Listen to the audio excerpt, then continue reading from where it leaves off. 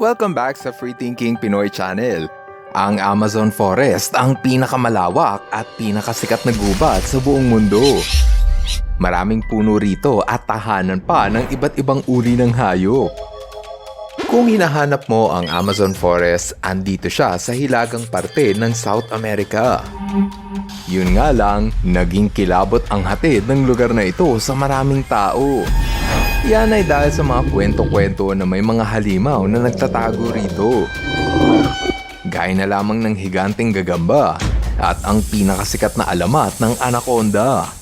Ngunit totoo nga ba ang lahat ng kwentong ito? Kaya naman sa bidyong ito, aalamin natin kung ano ang mga hayop na nagtatago sa Amazon Forest. Delikado nga ba ang lugar na ito? At bakit kailangan nating protektahan ang lugar na ito? Ilan lang yan sa mga bagong kaalaman na siguradong magpapasaya sa inyo for today's video. Pero bago tayo magsimula, dapat mo munang pindutin ang like button. Maraming salamat! Upang mas kilalanin ang paraisong Amazon Forest, dapat nating malaman kung gaano kalaki ang lugar na ito. May lawak lang naman ito na 7 million square kilometers. Ibig sabihin, ang lugar na ito ay 20 beses na mas malaki pa sa kabuuan ng Pilipinas. Sa sobrang lawak ng Amazon, sinakop na nito ang espasyo ng 9 na bansa, habang ang Brazil ang may pinakamalawak na parte ng Amazon. Dahil dyan, hindi maitatanggi na ito talaga ang pinakamalawak na gubat sa buong mundo. Ang susunod nating pag-uusapan ay ang mga hayop na andito nananahan. Totoo na andito makikita ang anaconda na humahaba ng 25 talampakan. Pero isa lamang fake news ang kumakalat na balita na kumakain ito ng tao. Mapayapa itong hayop at mas gusto pa nito ang lumayo sa tuwing may tao. Totoo rin na andito makikita ang pinakamalaking gagamba gaya ng bird-eating tarantula. Pero hindi totoo na lumalaki ito gaya ng halimaw sa mga pelikula. Lumalaki lamang ito ng 5 pulgada, halos kasing lapad ng pinggan. Ang sahig kasi ng gubat ay hitik sa iba't ibang uri ng insekto at ito ang paboritong kainin ng mga tarantula. Kesa kumain ng tao at maghasik ng takot, ang mga gagamba rito ay mas gusto pa ang magtago sa mga patay na dahon. Nagkalat kasi rito ang mga natutuyong dahon at nabubulok na kahoy na pawang paboritong tirahan ng mga gagamba. Mamasa-masa ang lupa rito at hindi nasisinaga ng araw, kaya nakapag-adapt ang mga hayop rito upang mabuhay sa ganitong kondisyon. Ang tawag sa sahig ng gubat ay undergrowth layer. Ang undergrowth layer ay ang parte ng gubat na hindi masyadong naaarawan at natatakpan ng puno. Ito yung sahig o yung mababang parte ng kagubatan. Sa sobrang kapal ng gubat, tanging 1% lang ng sinag ng araw ang nakakaabot sa sahig nito. Dahil dyan, wala masyadong halaman ang tumutubo sa undergrowth at tanging mga lumot at fungi lang ang namumuhay sa parting ito. Pero, hindi lang gagamba ang makikita mo sa sahig ng kagubatan. Ilan sa mga delikadong ahas ng Amazon ay makikita sa layer ng undergrowth. Gaya na lamang ng matinik na bushmaster. Bukod sa taglay nitong kamandag, ito rin ang may titulo bilang largest venomous snake ng South America. Kaya nitong humaba ng 12 feet. Ang sahig ng gubat o undergrowth ang permanenteng tahanan ng mga bushmaster habang sila ay nag-aabang ng mabibiktima. Merong 17 species ng makamandag na ahas na matatagpuan sa Amazon, gaya ng makulay na Amazon coral snake at ang pinakadelikado gaya ng fer de lance. Kada taon, may 50 katao ang namamatay sa tuklaw ng ahas na ito. Dahil sa hitik sa ahas ang sahig ng kagubatan, nakaisip ng paraan ang ibang hayop upang takasan ito. Ang ilan sa kanila ay kailangang masanay mamuhay sa taas ng puno. Ang halimbawa ng hayop na gumagawa ng ganitong estilo ay ang mga palaka. Dito sa taas ng puno, mas ligtas silang namumuhay. May ingay ang mga huni ng palaka na ito dahil ganito ang kanilang paraan ng komunikasyon. Merong iba na bagamat makulay at mukhang masarap hawakan, ang balat naman nito ay nagtataglay ng lason. Ito ang mga poison dart frog. Ang makulay na balat ay ang paraan ng mga palaka na ito upang magbigay babala na huwag silang kakainin at sila ay nakakalason. Maliban sa mga palaka, meron pang ibang hayop ang nasanay na umakyat ng puno. Ang tawag sa kanila ay arboreal animals. Ang arboreal ay ang tawag sa hayop na nasanay ng mabuhay sa taas ng puno. Ang magandang halimbawa ng arboreal animals ay ang tamarin. Isa itong uri ng unggoy na halos kasing liit lang ng daga. Madali mo silang makikilala dahil sa kanilang makukulay na buhok at mga cute na mukha. Alam nila na maraming kalaban sa ibaba ng gubat, kaya andirito sila sa taas ng puno upang makaiwas sa mga gutom na predator. Mas madali kasi silang nakapagtatago sa mga puno. Sa sobrang lawak ng Amazon, nag-evolve ang mga tamarin ng higit sa 45 species. Merong iba na may bigote gaya ng Emperor Tamarin. Ang iba naman ay may kakaibang kulay gaya ng Pied Tamarin. Kahit ano pa man ang kanilang itsura, ang mga tamarin ang isa sa pinaka-nakamamanghang hayop ng Amazon Forest. Siyempre, kung may mga hayop na naninirahan sa taas ng puno, siguradong may predator na mahusay ding umakyat ng puno.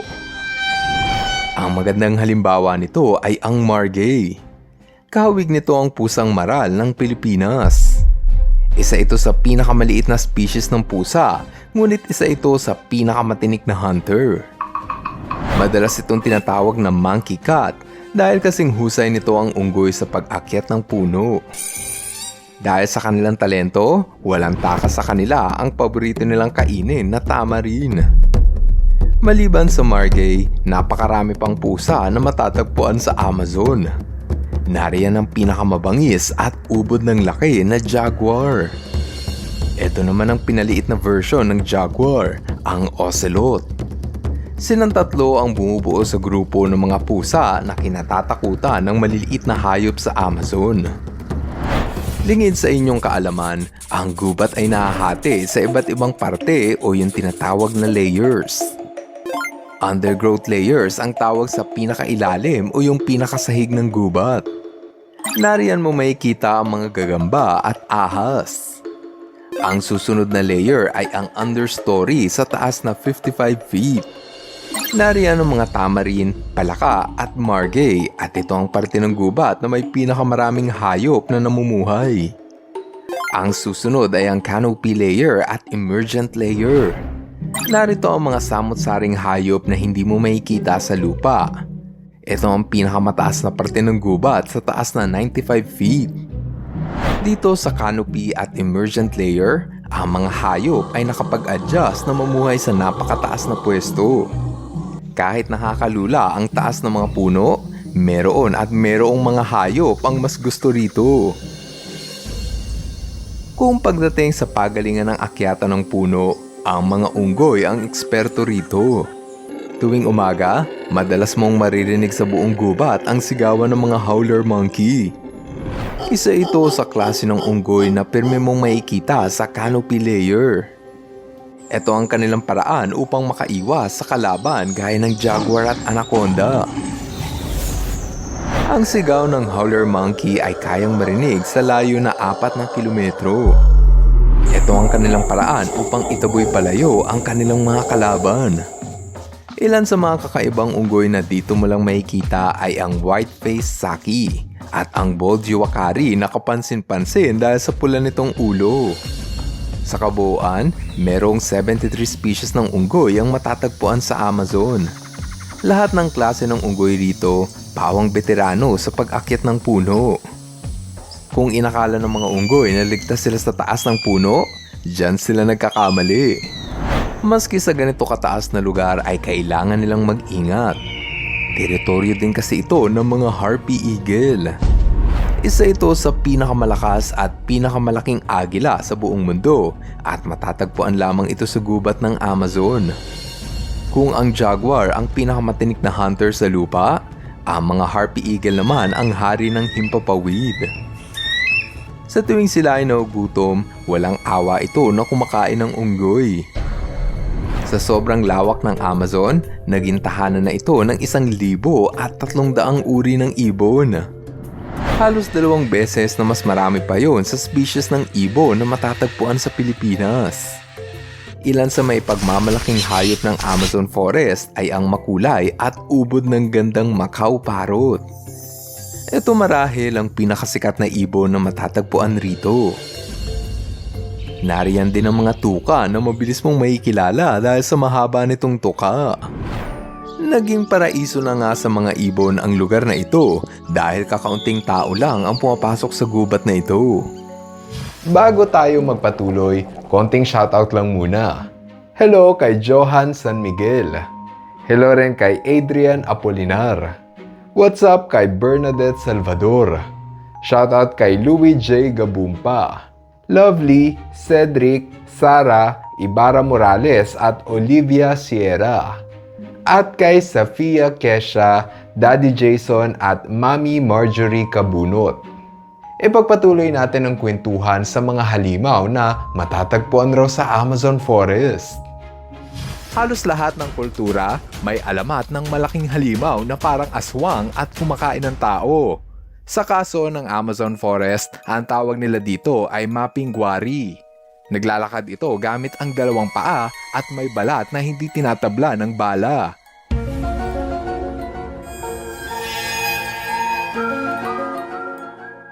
Mas lalo pa naging nakakatakot ang kanilang anyo dahil sa meron itong sobrang bunganga sa tiyan at dito nila hinuhuli ang kanilang biktima. Napakalaki rin daw ng katawan nito na may mabahong amoy na kahalintulad sa amoy ng bawang. Ayon sa mga sabi-sabi, nagtatago raw ito sa pinakamasukal na bahagi ng Amazon Forest. Pero kung ang mga cryptozoologist ang tatanungin, maaaring ang namataang mapinguari ng mga residente ay ang huling populasyon ng giant sloth. Ang mga giant sloth ay dati nang naninirahan sa Amazon Forest 11,000 years ago na ang nakalipas. Ayon sa mga nag-aaral ng Amazon Forest, maaaring giant sloth ang nakita ng mga tao at hindi isang klase ng halimaw. Ang mga giant sloth ay herbivore at tanging halaman lang ang kanilang kinakain. Ano sa tingin mo, may pagkakahawig ba ang giant sloth sa maalamat na mapinguari? Maliban sa Amazon Forest, ang ilog ng Amazon ang isa pa sa nababalot ng misteryo. Biruin mo, maski ang ilog rito ay pugad ng mga nakakatakot na hayop na pwedeng manakit sa sinumang lalangoy. Noong 2006, naging viral sa internet ang kuha ng litrato ng higanting ahas na lumalangoy sa Amazon River. Estimated na may haba ito na 50 feet. Maraming nag-identify sa picture na isa raw itong giant anaconda. Pero dahil ang anaconda ay kaya lamang humaba ng 29 feet, maraming cryptozoologist ang nagsasabi na hindi ito anaconda. Ito raw ay ang Titanoboa na pinakamalaking ahas na nabuhay sa ating planeta. Ang Titanoboa ay dati nang namuhay sa Amazon River 56 million years ago na ang nakalilipas. Pinaniniwala ang kaya raw nitong kumain ng dinosaur dahil sa kanilang laki. Ayon sa mga dalubhasa na nag-aaral ng cryptozoology, maaaring Titanoboa ang nakunan sa picture at hindi anaconda. Magpasa hanggang ngayon, marami pa ring lokal na residente ng Amazon ang nagpapatunay na may higanting ahas ang umiiral sa ilog. Sa lalim at sobrang dilim ng tubig ng Amazon, mahirap nga naman talagang alamin ang mga sikreto na dito ay nagtatago. Speaking of nagtatago, alam mo ba na may 3,600 species ng gagamba ang pwede mong makita sa bawat sulok ng Amazon jungle? Oh no! Ang ilan sa kanila ay sobrang liit, samantala ang iba ay kasing lapad ng iyong palad. Kung tutuusin, may mga kwento-kwento rin ng higanting gagamba ang posibleng namumuhay rito. Oh no! Ayon sa tribo ng Yanomamo, kailangan nilang protektahan ang kanilang komunidad. Ito ay dahil sa paniniwala na may higanting gagamba ang patuloy na umiiral sa Amazon Forest magpasa hanggang ngayon. Nakakatakot naman talaga ang maka-encounter ng ganito kalaki na gagamba, ngunit ang ganitong klase ng nilalang ay nananatiling isang kathang isip lamang. Speaking of kathang isip, ito ang isa pang nilalang na hindi lang pala sa pelikula mapapanood. Noong 1541, nailathala ng Spanish explorer na si Francisco de Orellana ang kanyang natuklasan sa Amazon jungle. Ayon kay Francisco, nakita ng kanyang dalawang mata ang kakaibang halaman na di umano ay kaya raw kumain ng tao. Yan din ang mariing pinaniniwalaan ng tribo ng Kayapo na mayroong man-eating plant ang nananahan sa Amazon Forest. Ayon sa mga kwento ng carnivorous plant, pinag-iingat ang mga tao sa tuwing naglalakbay sa masukal na bahagi ng gubat. Noong 1907, nailathala sa libro ng sikat na archaeologist na si Colonel Percy Fawcett ang kanyang nakita na siya ay nasa Amazon Forest. Di umano ay nadiskubre niya ang sariwang yapak o footprint ng dinosaur. Tumaas tuloy ang spekulasyon na mayroon pa ring namumuhay na dinosaur sa Amazon Forest na hindi pa natin natutuklasan. Simula noon, marami ng dinosaur sightings ang naitala sa South America. Sa ngalan ng siyensya, hindi imposible na may natitira pang buhay na dinosaur. Pero hanggat walang matibay na ebidensya, ang mga monster ng Amazon ay nananatiling guni-guni o imahinasyon. Ano sa tingin nyo guys? Totoo kaya na marami pang undiscovered creatures ang naghihintay na madiskubre sa makapal na gubat ng Amazon? Comment down below nang mabasa namin ang inyong opinion. Don't forget to hit the like button para swertehin ka sa araw na to. Kung tutuusin, ang Amazon Forest ay tahanan ng mababangis na predator. Hindi nga lang malaki gaya ng dinosaur, ngunit bihasa naman sa pagiging hunter. Isa sa mga tinutukoy ko ay ang ocelot na 4 na beses na mas maliit pa sa jaguar. Sila ay mga arboreal at expert sa akyatan ng puno. Dahil dyan, maski unggoy ay walang takas pag hinabol sila ng ocelot. Kung ang ocelot ay miniature version ng jaguar, ang margay ay mini version naman ng ocelot. Sa husay nitong umakyat ng puno, akalain mo na sila ay isang uri ng unggoy. Meron itong mata na mahusay panghanap ng biktima sa gabi, nakahawig sa mata ni Puss in Boots. Ang kanilang paa ay binuo para makapag-navigate sa taas ng puno. Suma total, ito ang pinaka-cute na predator na pwede mong makita sa Amazon jungle. Kung hindi ka nakitaan sa margay, baka makitaan ka sa oso na to. Ito ang spectacled bear at dito hinango ang karakter na si Paddington na nanggaling sa darkest Peru. Gaya ni Paddington, ang spectacled bear ay paboritong kumain ng matatamis. Kung walang honey o marmalade na pwedeng kainin, tinatarget nila ang halamang bromeliad na isang uri ng wild pineapple. Dito sila kumukuha ng tamis na paborito nilang kainin. Ang Amazon Forest ay sadyang nakakatakot na lugar kung isa kang bubwit dahil maski ang tarantula ay pwede kang kainin. Ang video na to ay kinunan sa Amazon kung saan makikita na sa sobrang laki ng tarantula, kaya na niyang humuli ng daga. Hindi lang gagamba ang malaki rito, pati na ang mga alupihan. Ang tawag rito ay Amazon Giant Centipede at makikita sila sa bawat sulok ng kagubatan. Huwag kang loloko-loko sa gubat na to dahil maski ang langgam ay pwedeng makapanakit sa'yo. Sila ang tinatawag na bullet ant at dapat mo silang iwasan kung maka-encounter ka neto. Ang maliit na hayop na to ay may napakasakit na kagat na ayon sa mga nakaranas na mga kagat nito, para ka daw tinamaan ng bala. Yan ang dahilan kung bakit sila tinawag na bullet ants. Sa lahat ng predator ng Amazon jungle, dito ako pinaka nagagandahan. Sila ang Emerald Tree Boa. Sa kanilang matingkad na berdeng kaliskis, angat sila sa lahat ng uri ng ahas. Ito ay mga constrictor animals. Ibig sabihin, pinapatay nila ang kanilang biktima sa paraan ng paglingkis. Mabisa ang kanilang berdeng katawan upang makapag-camouflage sa taas ng puno. Dito sila naghihintay ng biktima na magkakamaling lumapit.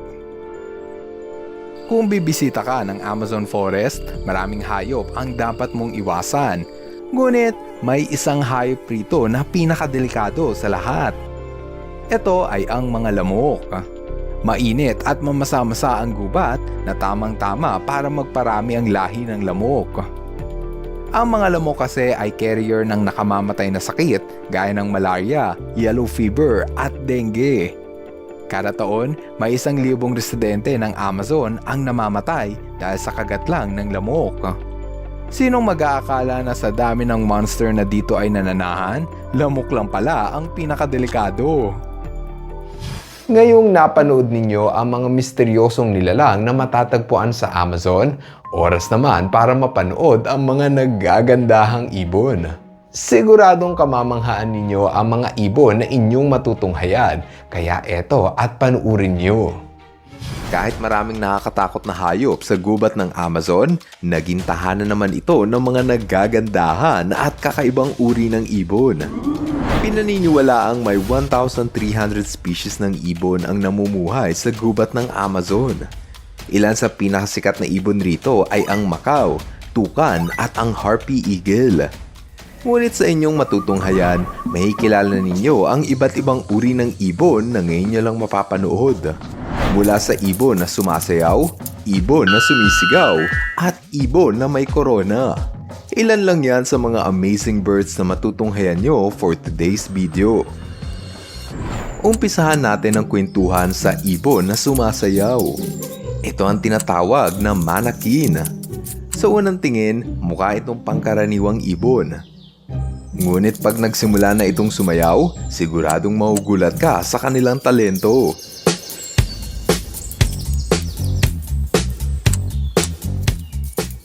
Kaaaliwan mo ang mga manakin dahil mukhang sa manakin ata ginaya ni Michael Jackson ang dance move na moonwalk.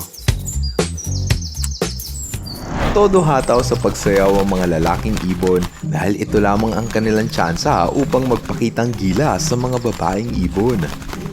Pinipili kasi ng mga babae ang lalaki, depende sa kung sino ang pinakamagaling sumayaw. Kaya kung meron kang nililigawan, pakitaan mo rin siya ng sayaw na moonwalk gaya ng manakin para agad kanyang sagutin. Kung may mga ibon na mahilig sumayaw, aba ay meron namang ibon na mahilig sumigaw. Tuwing umaga, naririnig mo ang sigawan ng mga ibon na ito sa buong Amazon Forest. Ito ang mga bellbird at ito ang kanilang paraan upang kuhanin ang atensyon ng kanilang nililigawan. Ang lalaking bellbird na may pinakamalakas na sigaw ay ang magugustuhan ng mga babaeng ibon. Ang sigaw ng bellbird ay may lakas na 125 decibels, halos kasing lakas ng jackhammer. Mas malakas pa ito sa kayang isigaw ng tao. Dahil dyan, pwedeng masira ang tenga mo pag nasigawan ka ng ibon na to. Ito naman ang ibon na hindi marunong sumayaw gaya ng manakin at hindi rin ito kayang sumigaw gaya ng bellbird, ngunit meron naman itong napakagandang korona. Ito ang ubod na ganda na royal flycatcher. Mga lalaking royal flycatcher lamang ang may ganitong korona. Mahalaga sa mga lalaking ibon ang may korona dahil ito ang kanilang paraan upang manligaw sa mga babae. Kapag wala sa paligid ang kanilang nililigawan, itinutupi nila ito na parang pamaypay. Napaka-espesyal ng gubat ng Amazon dahil dito ka lamang makakakita ng ganitong uri ng ibon. Siyempre, hindi mawawala sa gubat na ito ang mga kontrabidang ibon. Ito yung mga ibon na kinatatakutan ng maliliit na hayop. Ang halimbawa nito ay ang harpy eagle, ang pinakamalaking agila sa gubat ng Amazon. Gayunpaman, merong isang agila sa Amazon ang imbis na katakutan, mas kinagigiliwan pa ito ng mga tao. Ito ang mga black and white hawk eagle. Isa ito sa pinakamagandang ibon ng Amazon dahil saan ka pa nakakita ng agila na kulay puti at itim. Madalas mo itong matatagpuan sa sanga ng puno habang abala sa paghahanap ng pagkain. Kumakain ito ng hayop gaya ng daga, butiki at pati na ang maliliit na ibon. Kung ikaw ang tatanungin, alin sa dalawa ang mas maganda ang itsura? Black and white hawk eagle o ang Philippine eagle? Parang it's a tie. Kung ang mga agila ang hari ng umaga, ang mga kwago naman ang siga tuwing gabi. Ang Amazon Forest ay tahanan ng 25 species ng kwago. Sa lahat ng mga kwago na makikita rito, ang mga spectacled owl ang pinaka-espesyal.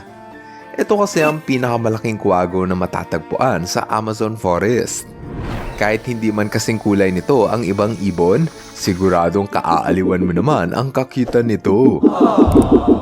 Nakakatuwa kasing pagmasdan ang malaking mata ng mga kwago. Dahil sa kanilang malaking mata, nagagawa nilang makahanap ng pagkain gaya ng paniki, palaka at ng insekto. Sa lahat ng mga ibon sa Amazon, ang mga parrot na siguro ang pinakasikat at pinakapopular sa mga turista. Ang lugar na ito ay naging paraiso para sa iba't ibang uri ng parrot. Tinatayang aabot sa 85 species ng parrot ang matatagpuan sa lugar na ito. Merong maliliit gaya ng cobalt-winged parakeets. Meron namang malalaki gaya ng hyacinth macaw. Bawat uri ng parrot ay may kanya-kanyang kulay at katangian. Ito ang dahilan kung bakit madalas itong hinuhuli ng mga tao upang gawing exotic pet. Masama ito para sa mga parrot dahil marami sa kanila ang hinuhuli ng mga hunter upang ibenta at pagkakitaan. Marami sa mga parrot na ito ang namamatay habang nasa kulungan. Ito ang dahilan kung bakit maraming uri ng parrot sa Amazon ang nanganganib ng maubos. Sa ngayon, gumawa na ng mahigpit na batas sa mga bansa rito upang ipagbawal ang panguhuli ng parrot. Umaasa ang kanilang gobyerno na mapipigilan ng pagkaubos ng parrot kung ipagbabawal ang panguhuli rito. Aba, sino mag-aakala na mayroong buhay na dinosaur sa Amazon Forest? Sila ang espesyal na Hoatzin bird. Tinawag itong buhay na dinosaur dahil marami itong katangian na pareho sa dinosaur. Kapag sisiw pa lamang ang Hoatzin, meron itong mga daliri sa pakpak na may mahabang kuko. Ginagamit nila ito upang makaakyat sa anumang bagay. Kakaiba ito dahil sila lamang ang natatanging ibon sa mundo na merong kamay sa pakpak. Kahit mukhang nakakatakot ang pangalan na dinosaur bird, hindi ito mabangis na hayop. Sila lamang ang namumukod tanging ibon na folivores o yung hayop na ang kinakain lang ay puro dahon. Ang mga Hoatzin kasi ang nag-iisang ibon na may bituka na nahahawig sa digestive tract ng mga kabayo at baka. O diba, ang astig ng mga dinosaur na Hoatzin bird.